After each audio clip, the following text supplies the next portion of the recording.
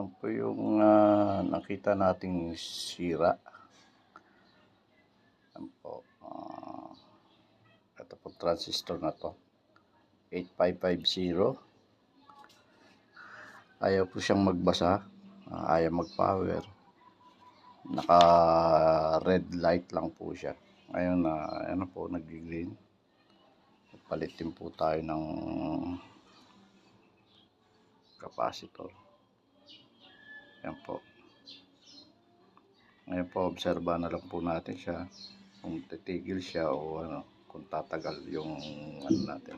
Palit po tayo ng transistor. Yan po yung pinalitan natin, transistor. Yan po. Yan, nasa gilid na yan. Yan. So, obserbahan po natin siya. Umiinit po.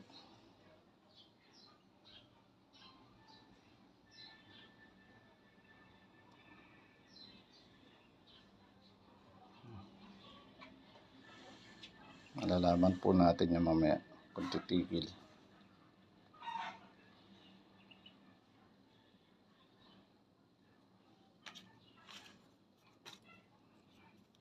Testingin po natin yung tunog, kung tumutunog pa. Ito po yung improvise nating pang gumawa po tayong improvise na ating pang check ng audio. Yan po. Sa lumang earphone o gumawa po tayo ng ating improvise na pang check ng audio. Para kahit hindi po natin ikabit sa ating amplifier, ma-check po natin kung merong audio. Ayan, ground lang po natin yung isa.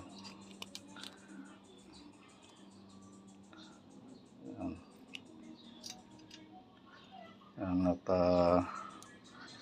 lagay po natin yung pakinggan nyo po, ha. Lalapit na lang po natin sa speaker. Ayan. Ayan po. Kung maririnig po nyo, ha. Ayan. Patapos inject po natin sa isang output.